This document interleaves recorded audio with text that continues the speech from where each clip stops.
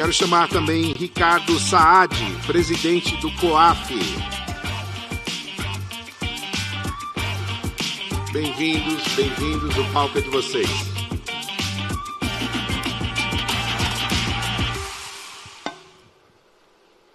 Bom dia a todos e a todas. É uma honra para mim estar aqui com vocês nesse dia, no sabadão de manhã, para discutir integridade, manipulação de resultados, compliance dentro do setor das bets, né? Eu sou a Camila Moraes, diretora de jornalismo e esportes da Record News. Eu sempre gosto de reforçar nos eventos que eu faço que a Record News é uma emissora de TV aberta, a única emissora de TV aberta de jornalismo do país. Então, a gente cobre diariamente esse tipo de assunto. O assunto da regulação das bets é uma pauta constante no nosso noticiário. E aqui a gente está com todos os pilares dessa questão regulatória das bets, né? A gente tem o braço do Estado nas figuras do Dr. Saad, do Dr. Cali, né? A força da lei, digamos assim, os arquitetos da lei, né? Que participaram da regulamentação, da criação da Lei 14.790, e o braço da ferramenta, né, do Know Your Customer, né, na figura do justo aqui. A gente saiu esse ano da informalidade e entramos oficialmente nesse mercado multibilionário, né? As bets deixaram de ser... Acabou a fase do Velho Oeste, pelo menos no que tange as bets legalizadas. A gente sabe ainda que tem um mercado ilegal muito grande, competindo, inclusive, financeiramente ali de igual para igual. A gente sabe para cada R$1 apostado numa bet legalizada, a gente tem praticamente o mesmo valor, em pesquisas recentes, um pouco mais até no mercado ilegal. Mas eu acho que vamos começar de uma forma mais ampla, falando no mercado legal, né? Hoje, para todos, eu vou fazer uma pergunta para todos, e aí a gente pode começar com o Dr. Saad. Qual que é a maior vulnerabilidade do setor nesse momento? É a manipulação de resultados ou é a questão de um compliance efetivo para combater a lavagem de dinheiro? Se é que dá para dizer qual que é a maior vulnerabilidade nesse sentido. Bom dia, Camila. Bom dia a todos. Primeiro, cumprimentar o pessoal que está aqui no painel. O Zé é meu amigo há só 40 anos. A gente estudou junto no colégio. O Denis, meu companheiro de Polícia Federal. E o Fred, que trabalhamos juntos ali no governo também. Cumprimentar também o Emanuel. Emanuel, você, Vinícius, parabéns pelo trabalho de vocês. E todos os organizadores aqui do Sport Summit e da SIGA, não só a SIGA Internacional, SIGA aqui. Bom, as vulnerabilidades são muitas, né? Assim, a gente não tem como colocar uma vulnerabilidade acima das outras. A gente não tem como colocar a manipulação de resultados, está acima do compliance, está acima da regulamentação ou falta de fiscalização. Nós temos que trabalhar, na verdade, em todos os pontos. Uma questão que é importante é que a gente tem que ter, por exemplo, a regulamentação, mas a gente tem que ter o enforcement da regulamentação. Porque não adianta nada a lei, as normas determinar, por exemplo, normas rígidas de compliance se não há uma fiscalização. Então, esse é um setor que exige uma visão panorâmica. A gente precisa olhar para todas as questões e não tem uma que está acima da outra. Doutor Mansour, quer falar um pouquinho sobre isso, por favor? Eu quero primeiro agradecer, te cumprimentar, Camila, cumprimentar o delegado Denis, cumprimentar meu caro Fred Justus. Tivemos a oportunidade de trabalhar juntos no Ministério da Fazenda. Meu amigo delegado Saad, somos amigos mesmo, estudamos juntos na escola, Saad. Um brilhante goleiro, um brilhante delegado de polícia e agora um brilhante presidente do COAF. Cumprimentar a SIGA, agradecer pelo convite, agradecer aos organizadores por esse evento tão bem estruturado. Dizer que é um prazer estar aqui. Dizer que corro o risco de ser repetitivo, porque tenho falado muito disso em todos os lugares que eu vou, mas acho que nesse momento é melhor ser repetitivo do que não falar. Eu acho, não quero dar nenhum spoiler, nem tirar o interesse de vocês pelo painel que a gente vai estar começando a fazer aqui agora, mas ao final desse painel vocês vão constatar que a gente tem uma legislação muito robusta. As regras são muito modernas, são muito alinhadas com o que se faz de melhor no mundo. O Fred vai poder dar muito subsídio sobre isso, Saad, o delegado. E o fato objetivo o momento agora é de combater o mercado ilegal. O momento agora é de impedir a atuação daquelas empresas que oferecem aposta e que não foram autorizadas a fazer esse trabalho no Brasil e que, portanto, não se submetem a nenhum tipo de norma, nenhum tipo de regra, por mais robusta que a gente tenha a legislação, por mais instrumentos que a gente tenha para combater todas as externalidades negativas que vão ser abordadas aqui nesse painel. Se a gente não conseguir, se o Estado brasileiro como um todo, envolvendo todas as frentes, não for capaz de tirar do ar os sites ilegais, todo esse trabalho não vai ter o resultado esperado, né? E na última segunda-feira, olha que interessante esse dado, né? A secretária adjunta da Secretaria de Prêmios e Apostas, Daniele, ela esteve num evento na OAB e naquele dia, sabe, ela falou que tinha tirado do ar 21 mil domínios ilegais. A SPA tinha tirado do ar 21 mil domínios ilegais.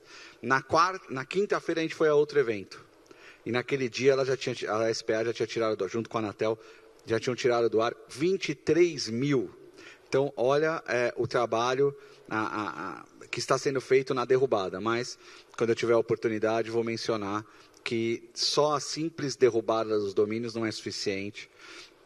Existem uma série de ações conjuntas e a principal delas, eu acho que parte da impossibilidade das operadoras ilegais operarem o pagamento. Então, né, a gente vai ver que o trabalho efetivo passa substancialmente pelo combate às empresas ilegais, às empresas clandestinas, aquelas que não, e que muitas vezes foram criadas e são utilizadas exatamente para proporcionar a prática desse tipo de crime que vai ser abordado aqui.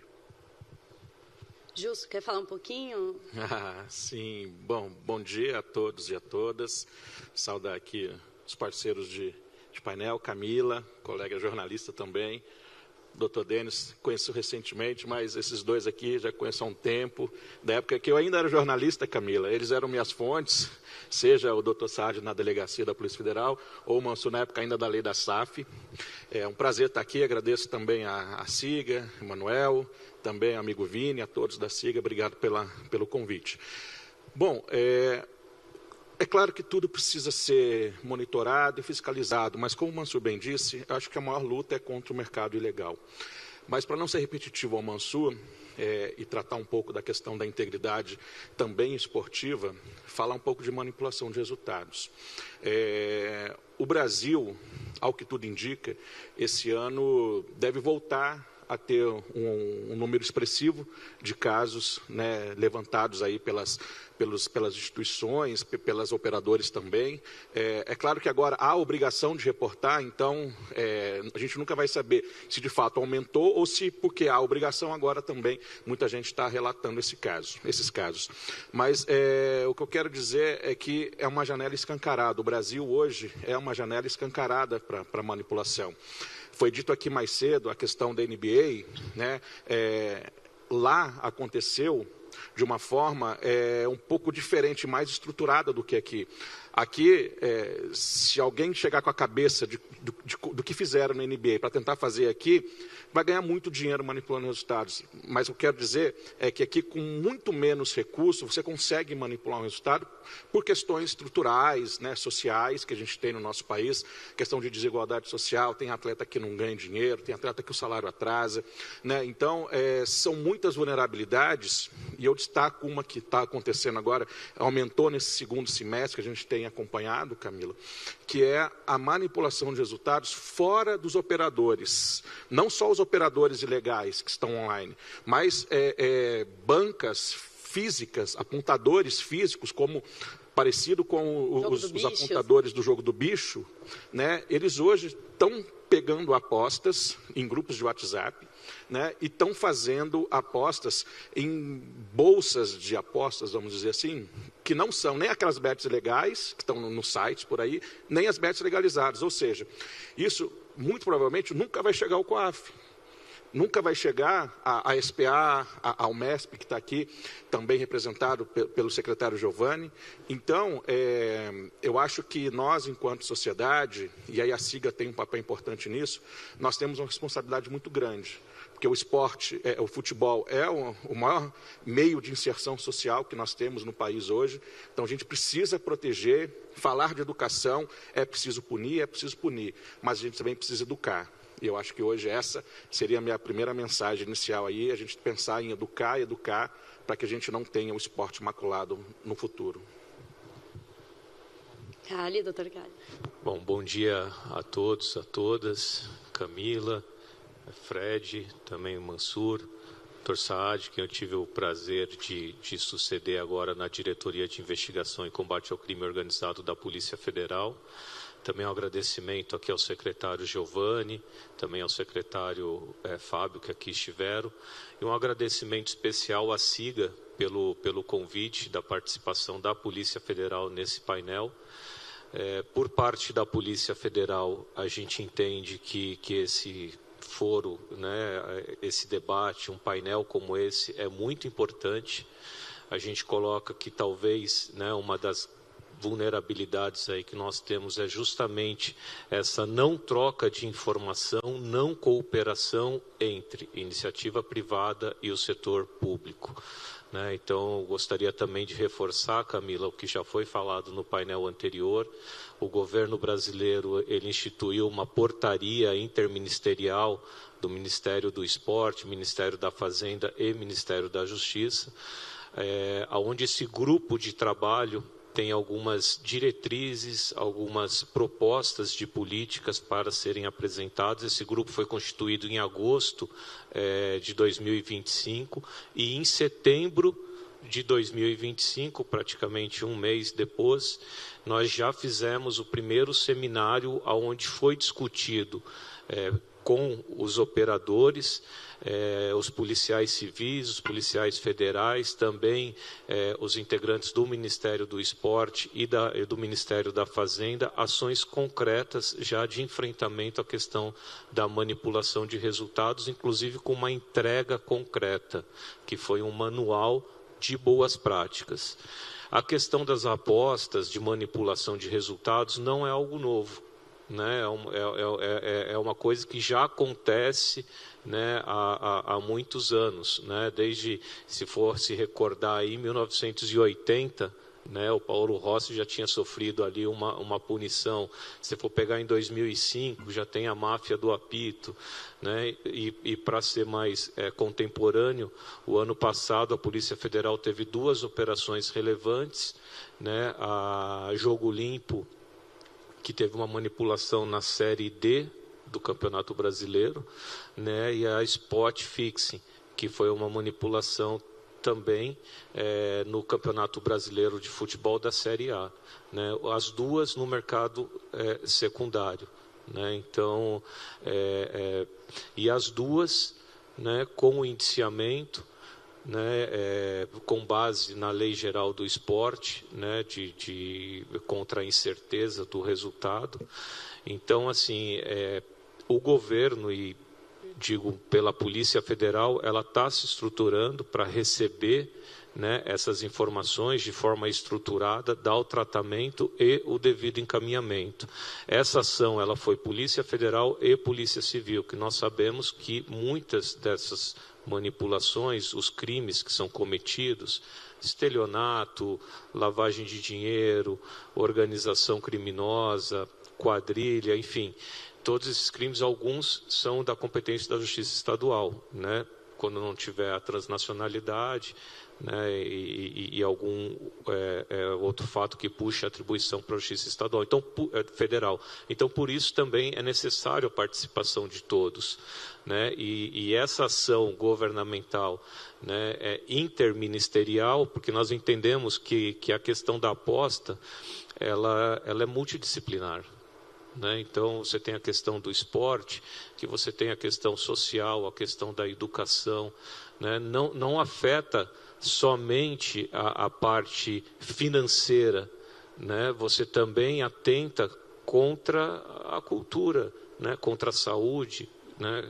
Enfim, então, só para iniciar também essa fala, né? De nossa parte, a gente está atento e a gente entende que a principal, né, vulnerabilidade aí que nós temos é justamente essa não troca de informação no momento oportuno, né, entre os principais operadores, né, os agentes operadores, as empresas de integridade, que também exercem um papel fundamental, né, e essa comunicação rápida, né, como foi colocado aqui, quando há uma irregularidade, o operador tem 5 dias para apresentar esse dado, né? Então, com base nessa provocação é que todas as ações de investigação são realizadas. Mas eu repito, é uma questão multidisciplinar, né, como foi colocado inclusive na abertura, né, aqui do evento, né, é esse engajamento também, né, das confederações, das federações, enfim, de todos que participam do sistema de esporte. Legal. O doutor Carlos já adiantou um pouquinho a minha próxima pergunta, né, que eu vou fazer para os dois, para o doutor Carlos e o doutor Saad. Então, dá para a gente dizer que, nesse momento, a manipulação esportiva ela já é considerada um problema de segurança pública, né? Diretamente ligada à lavagem de dinheiro, que leva ao crime organizado. Acho que a gente pode concluir que já é tratado pelo governo federal, e pela Polícia Federal e pelo COAF como um problema de segurança pública, é isso? Dá para dizer? Sim, já é considerado crime, né? A tipificação penal, há um arcabouço aí jurídico que dependendo da conduta que for realizada, né, a pessoa responde criminalmente por isso, né? Nessas duas operações que eu citei, né, uma na série D e a outra na série A, nas duas ocorreram um indiciamento, né? Nas duas foi encaminhada a investigação para o Ministério Público, para, né, uma denúncia, uma ação penal, assim como também o Tribunal Desportivo. Né, na questão do jogo limpo, os atletas receberam, salvo engano, ali 720 dias de suspensão, o dirigente e o investidor foram banidos, né, do futebol. E o outro, na Série A, salvo engano, o atleta recebeu, acho que 12 dias de suspensão. Mas conseguiu um efeito suspensivo, por enquanto ainda não está cumprindo. Essa é a parte administrativa do Tribunal Desportivo, né? Então, assim, na verdade, a polícia ela não atua no Tribunal Desportivo. Né? Então, eu só citei o Tribunal Desportivo porque foi, né, porque de nossa parte, o que a polícia faz? Né? A polícia não condena, né? A polícia ela simplesmente apura os fatos. Se houver justificativa plausível de autoria e materialidade do cometimento de um crime, a polícia relata, faz o indiciamento e encaminha para o Ministério Público, que é o que foi feito. Na visão da polícia, nessas duas operações que eu citei, houve a ocorrência de crime. Agora cabe ao Ministério Público analisar, verificar se realmente há justa causa para essa ação penal e aí há todo o devido processo legal. Então, na verdade, essa apuração preliminar realizada pela polícia não é uma condenação. Né? A pessoa tem o direito à ampla defesa, muitos são absolvidos, apesar, né, do inquérito. Então, assim, a gente não entra nessa questão do Tribunal Desportivo, não, o Fred. Se é porque é um atleta mais famoso, se é um atleta menos famoso, se é um clube, se não é um clube, se é uma SAF, se não é, essa parte, né, se tem advogados melhores, se não tem, enfim, isso tudo passa à margem da polícia. A polícia não se manifesta e também não opina, né, nesse sentido. Só complementando rapidamente o que o Denis colocou, a manipulação de resultado, dentre outras coisas, permite também a lavagem de dinheiro do crime organizado. Por isso, claramente, é uma questão de segurança pública, né? Então, pessoas cometem outros crimes, vamos falar tráfico de drogas, tráfico de armas, crimes financeiros e outros, e há necessidade de lavar o dinheiro. Através das apostas esportivas é uma forma de fazê-lo. Manipulação de resultado para que aquele que apostou utilizando recursos de origem ilícita possa lavar o dinheiro e utilizá-lo da forma que entender conveniente, já com uma aparência de licitude. Certo. Doutor Mansour, vamos falar um pouquinho da legislação, né, que o senhor já colocou aqui, que é bastante robusta, foi criada no padrão ouro, digamos assim. Queria que o senhor explicasse um pouquinho o quanto ela se baseou nas regras do GAF, né, que é quem dita as regras de prevenção de lavagem de dinheiro internacionalmente, para que o Brasil tenha um selo de um país seguro para investimento, né, que é muito importante esse alinhamento. O quanto a gente se baseou nisso e o quão próximo a gente está da legislação europeia e americana? A gente, ao formular o primeiro projeto de lei que redundou na Lei 14790, lá no Ministério da Fazenda, e o Fred acompanha esse trabalho muito de perto, foi protagonista nessa formulação, a gente procurou, além de ouvir extensamente o mercado, e eu acho que foi muito importante isso, porque a gente recebeu dos operadores, dos meios de pagamento, elementos fundamentais de uma experiência que eles tinham fora do Brasil.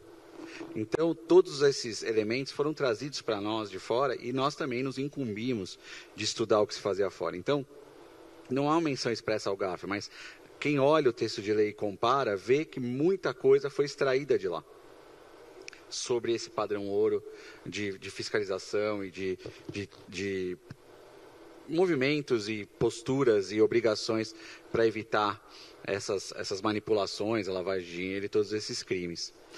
A gente procurou fazer de uma forma tal que a gente extraísse o que a gente entendeu que era mais pertinente de cada legislação estrangeira. Nós olhamos muito para fora do Brasil. E casando isso com a iniciativa de ouvir, o agente público ouvir, mas não ouvir protocolarmente. Não fazer as reuniões, quase 300, 400 reuniões com o segmento, com o mercado, simplesmente para cumprir uma agenda ao longo do dia. Mas ouvir com abertura, ouvir com atenção, sem nenhum tipo de restrição prévia, de preconceito, entendendo que o mercado, que aquelas pessoas que vinham falar com a gente no Ministério da Fazenda, representavam empresas que seriam exatamente as empresas que no momento em que a gente tivesse o mercado regulado, iriam aderir ao mercado regulado. Então, eram empresas que têm, por exemplo, quando a gente fala de manipulação de resultado, eu não sei se a sociedade já absorveu isso. Acredito que pelo ataque de mídia que acontece, ainda não. Mas é fundamental dizer que a gente, pelo menos, ouviu muitas vezes, e com dados, e com estatísticas, com contas sendo mostradas, que a manipulação de resultado também prejudicaria o operador. Ou seja, que o operador ele também seria prejudicado. Claro, sempre haverá, e por isso que nós temos aqui representantes da polícia, o próprio Fred, que trabalha com conformidade, mas antes fazia um trabalho importante na imprensa, como você faz, aqueles que se beneficiam do mal. Mas a grande maioria das empresas que entraram no Brasil são empresas que respondem a empresas de fora, ou que não respondem a empresas de fora, mas que mesmo tendo sido constituídas já no Brasil, têm padrões altos de compliance, e que o cálculo da odd não é uma fala. O que eu estou falando não é uma fala, um discurso. O cálculo da odd, e eles gastam muito dinheiro para calcular a odd, ele é completamente manipulado quando a gente tem um caso de manipulação de resultado. Então, dá para provar por A mais B que a manipulação de resultado prejudica o operador. Então, nós recebemos, pelo menos das empresas que foram ao Ministério da Fazenda, das associações que foram ao Ministério da Fazenda, muito input, muita informação do que se fazia lá fora. E o mesmo vale para a lavagem de dinheiro, né? Uma empresa séria que responde a normas de compliance não quer jamais ser utilizada para operações fraudulentas de lavagem de dinheiro. E nós temos aqui dois representantes da polícia que sabem falar isso muito melhor do que eu, mas que a lavagem de dinheiro serve muito para encobrir, ela é feita para encobrir outros crimes, mais graves ou menos graves, mas igualmente graves, que são, na verdade, como se fosse uma ocultação de cadáver ou uma manipulação da prova do crime, a lavagem de dinheiro. Então, nós sim acolhemos e recebemos muito dessas normas, de outras normas, e é o que eu volto a dizer, o Fred vai poder falar muito melhor do que eu, ele tem um aprofundamento técnico muito maior que o meu, mas ele vai poder explicar o quanto a nossa legislação traz do que há. Mas uma coisa eu posso dizer, por estando na Fazenda e mesmo depois, ido a eventos fora do Brasil, e alguns nos quais Emanuel estava, ou as pessoas quiseram rasgar seda para o regulador brasileiro, ou realmente é quase que um consenso de que a regulação brasileira era uma das mais completas e uma das mais rigorosas do mundo. Então, o arcabouço legal está lá.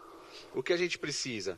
Hoje a gente tem uma proporção, ao que dizem, entre 65% e 70% dos domínios que são oferecidos ao brasileiro ainda são ilegais. Ainda não são autorizados pelo Ministério da Fazenda.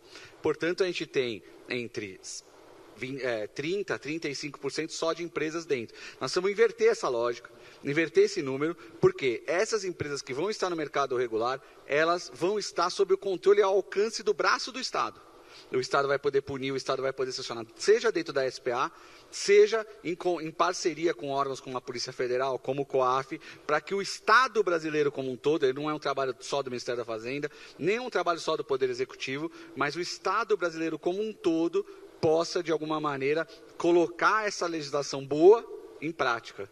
E a gente só vai fazer isso se a gente enfrentar o ilegal. E aí eu quero usar mais um minuto para dizer, para mim, de tudo que se tem de mecanismos para enfrentar o ilegal, o eficaz, o eficiente, é o corte do meio de pagamento.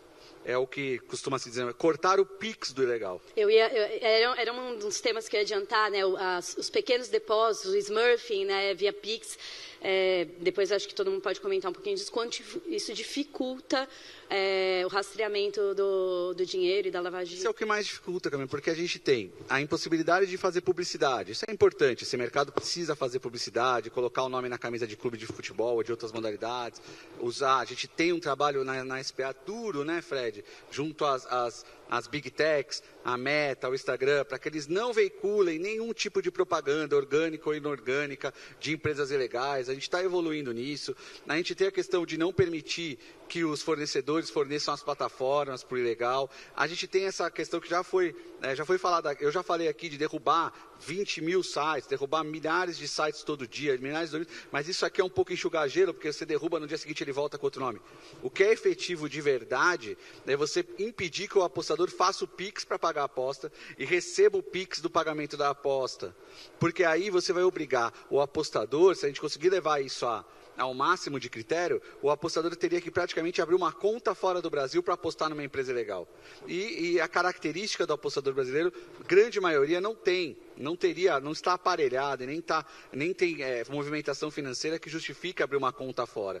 Então, se você realmente conseguir fazer um trabalho onde esses meios de pagamento, que são os meios que a gente usa para comprar na Amazon, que a gente usa para comprar na Shopee, que a gente usa para fazer qualquer compra eletrônica e que tiveram que triplicar o seu tamanho para lidar com apostas, se a gente conseguir fazer com que eles não operem com uma fiscalização efetiva do Banco Central, a gente vai fazer um grande trabalho para atrapalhar os clandestinos e para jogar cada vez mais movimentação e predominância do mercado autorizado. Porque aí a gente vai conseguir fazer valer essas regras que foram criadas ao longo dos últimos anos. Perfeito. Falando um pouco sobre o que o Mansur falou, até respondendo também, quando a gente começou a elaborar a portaria, que acabou virando a 1143, que é a que trata de prevenção à lavagem, o Fábio e eu, o Fábio acho que ainda está aí, ele participou do painel mais cedo, está ali, né, Fábio? O Fábio acabou chegando um pouquinho depois, ele já estava ali, tinha um esqueleto, o Fábio chegou, botou uma cereja no bolo, mas a gente conversou muito com o mercado internacional. Inglaterra, Austrália, França, Portugal. A gente dialogou muito e a gente viu o que funciona lá, o que não funciona lá. E a gente tentou trazer para cá, né, como boas práticas. Mas, além dos mercados internacionais, eu ressalto aqui duas instituições que foram muito importantes nesse processo todo. A primeira, o COAF. Né? O COAF encampou essa luta com a gente, nos ajudou muito, deu muitos insights ali, muitas sugestões que acabaram fazendo parte hoje da portaria 1143 e também o Banco Central.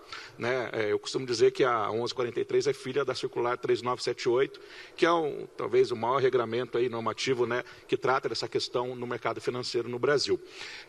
E, Mansur, só complementando, você disse que talvez a gente ainda não saiba muito o que é a manipulação. Eu cada vez mais tenho uma visão um pouco contrária a essa, meu amigo, sabe por quê? Quase todo mundo aqui tem um time de futebol, né? E eu convido vocês para quando um atacante, eu falo isso porque o meu galo lá, nossa senhora, está uma draga, perde um gol na cara, ou um goleiro falha, não existe mais falha, não existe mais jogador ruim.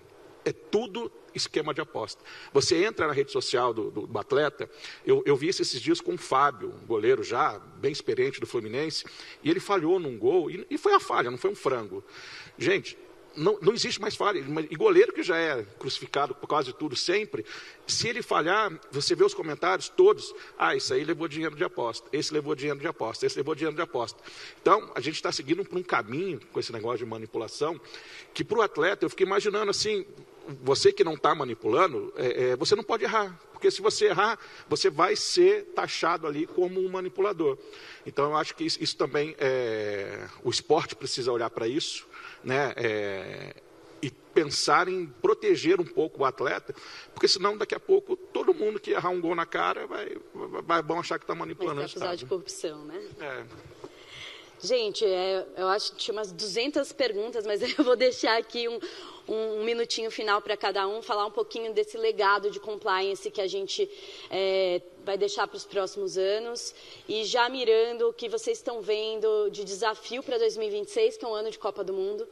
Então, é um ano que a manipulação esportiva e que o volume de apostas deve aumentar muito, tanto no mercado legal quanto no ilegal. Então, do lado de cada um, né, do lado do combate ao crime organizado e do lado da lei, do rigor da lei, do Know Your Customer, que eu acho que o Fred também se pode falar um pouquinho disso, da importância das bets legalizadas, conhecerem os clientes e rastrearem esses clientes. O que a gente pode mirar ali para o ano que vem, para o ano de Copa do Mundo? Bom, bem rapidamente, que nosso painel tem 18 segundos para acabar, né? Não, começou 4 minutinhos atrasado, então acho que dá para cada um fazer um. Não, eu acho assim, temos muitos desafios, mas um desafio que eu sempre digo é a questão do trabalho conjunto, primeiro, dentro dos próprios órgãos públicos e depois entre os órgãos públicos e o setor privado. Porque pouco adianta ter um setor privado eficiente se o órgão público não atuar depois. Pouco adianta ter um setor público atuante se não receber as informações adequadas do setor privado. No âmbito do COAF, de forma bem rápida, eu posso dizer que esse tema é um tema prioritário, tanto que eu trouxe para ser a minha substituta, a minha 02, a Carolina, que veio da Secretaria de Prêmios e Apostas. Só isso já é uma sinalização, né, da prioridade que nós vamos dar para esse tema. Então, acho que o ano que vem, Copa do Mundo, ainda mais nós temos que nos unir, ainda mais nós temos que conversar. A conversa hoje entre a Polícia Federal e o COAF, ela é muito mais rápida, ela é muito mais fluida. Por quê? Porque eu sou oriundo da polícia e o nosso relacionamento é o melhor possível. Setor privado, estamos conversando, estamos vendo que as operadoras sérias têm atuado com seriedade, né, com competência, mas infelizmente nós ainda temos um mercado negro muito grande que a gente tem que atacar. A minha mensagem final, acho que eu sou obrigado a pegar uma carona no que o Fred falou. Nós temos aqui representantes do Ministério do Esporte, nosso secretário está aqui. Dizer que eu sou oriundo do esporte, eu sou advogado de direito esportivo, já estive em várias frentes, em várias situações, e é fundamental que a gente faça um trabalho de conscientização, no sentido de que o atleta, a grandíssima maioria, são pessoas que lutam muito para chegar ao alto rendimento, poucos chegam, pessoas que vêm de muitas dificuldades e não são manipuladores. Uma minoria se deixa corromper. E é muito ruim para a imagem do esporte, muito ruim para o segmento esportivo a gente acreditar nesse fenômeno que o Fred realmente constatou que acontece, de qualquer erro ser objeto de aposta. Tá certo que no futebol os jogadores de hoje são um pouco piores do que aqueles que a gente viu quando a gente era menor. Eu tenho 50 anos, então às vezes eles têm umas falhas técnicas que a gente não consegue entender, mas não necessariamente eles são manipuladores. Então essa estigmatização que vem de uma demonização do segmento como um todo, e aí seria palco para mais um seminário inteiro, ela é muito ruim. Quando a gente vai a um estádio e vê uma criança perguntando para o pai, mas ele errou mesmo ou isso aí é um esquema de aposta? É horrível. Então, nós temos que aproveitar cada oportunidade como essa para dizer, nós precisamos fazer um trabalho, já está sendo feito em vários lugares do Brasil, a Federação Paulista de Futebol faz, de conscientização dos atletas de base sobre o quanto isso vai destruir a carreira deles, se eles se deixarem manipular, se deixarem corromper, mas também fazer um trabalho junto à opinião pública, no sentido de não perder a admiração que a gente sempre teve pelos nossos atletas, porque uma minoria se deixou eventualmente corromper por episódios de manipulação. Então, queria deixar essa mensagem final de defesa, de exaltação dos nossos atletas, das nossas atletas, que são, na verdade, pessoas que representam as suas entidades, representam o Brasil, muitas vezes, com muito esforço, chegaram ali e não é justo que eles sejam todos colocados no mesmo cesto. Fred. Bom, queria agradecer mais uma vez a oportunidade, dizer rapidamente aqui duas coisas. O Estado brasileiro está olhando para isso. A gente disse segunda-feira, no evento, estava com o Giovanni, o Brasil recentemente anunciou a adesão à Convenção de Macolan, que foi uma pauta interministerial, contou com a Fazenda, contou com o Esporte, com o Itamaraty, também com a Justiça. Então, já é uma sinalização, e eu quero aproveitar para puxar um pouco a sardinha, porque o Mansur tocou num ponto, muita gente lá fora enaltece a regulamentação brasileira. Muita gente diz que a regulamentação brasileira é moderna. A Dinamarca vai fazer a mudança, a atualização da regulamentação dela, e ela vai pegar elementos aqui do Brasil, como, por exemplo, não ter mais um valor mínimo para reporte à unidade de inteligência financeira local, porque justamente para não sistematizar e robotizar uma comunicação. Ela quer que o operador faça essa primeira análise. E falando de que vai ser rapidinho, justamente por ser uma regulamentação muito boa, tem muita gente ainda que, infelizmente, e pessoas que estão fora do país, que ainda se perguntam, por que o Brasil está criando tanta regra? Justo o Brasil. É triste ouvir isso, mas a gente também carrega o histórico de várias situações, mas olhando para frente e sendo otimista, sim, o Brasil está criando regras e quem quer operar aqui no Brasil precisa seguir essas regras. Se não quiser, ele pode ir embora, como alguns operadores, quando teve que pagar os 30 milhões, foram embora. Então, eu acho que esse é o recado, para que quem pensa em desligar o QIC, não querer fazer controles, não querer identificar o seu cliente, pode demorar, mas uma hora o regulador vai pegar. Tocali, um minutinho só, que senão a nossa amiga ela vai matar a gente. Bom, na verdade, assim, eu concordo com o Dr. Saad, o que ele colocou. Acho que nós estamos nos estruturando, já temos um canal de recebimento dessas denúncias, de tratamento. Entendemos que as bets, o principal elo aí de detecção, as empresas especializadas em integridade também. Então, de nossa parte, finalizando aqui, essa parceria entre público e privado é fundamental, como o Mansur colocou desde o início. O problema não são as que estão operando de forma legal, onde a gente consegue detectar, assim aquelas que atuam à margem da lei e que muitos estão obtendo lucros extraordinários aí, Então, por parte da Polícia Federal aqui, agradeço mais uma vez a Sigma pelo convite, você, Camila, pela moderação também, e aos colegas aqui que dividiram essa manhã aqui de sábado. Obrigado. Obrigada, gente.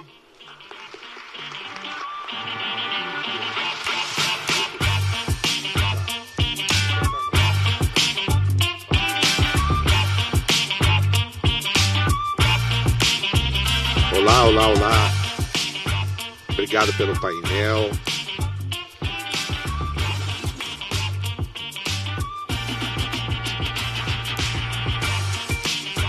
Parabéns pelo painel, gente. Parabéns, viu?